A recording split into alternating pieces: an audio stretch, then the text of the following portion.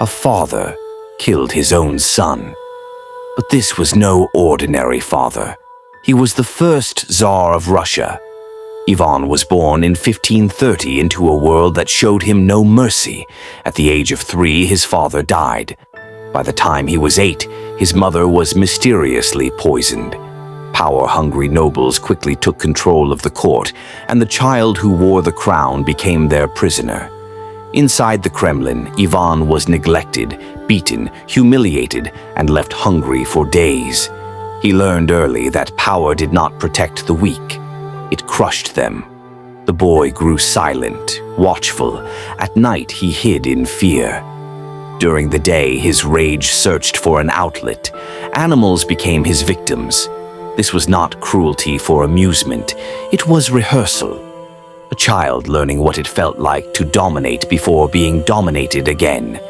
In 1547, Ivan was crowned Tsar of Russia. The ceremony was grand. The churches rang. The nobles bowed. But Ivan did not see loyalty in their faces, only betrayal waiting to happen.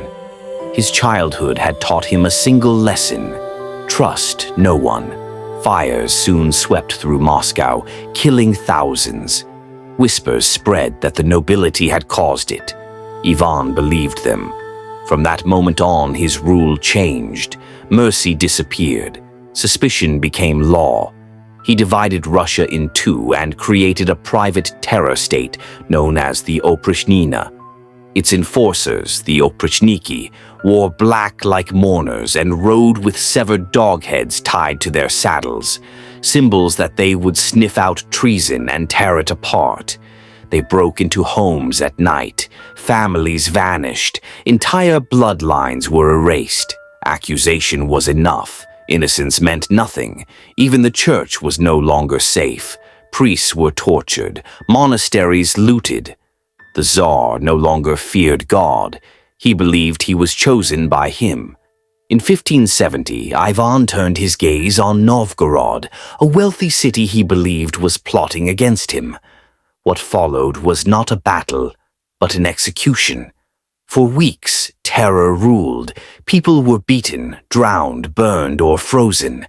Mothers were forced to watch their children die. Children were thrown into icy rivers.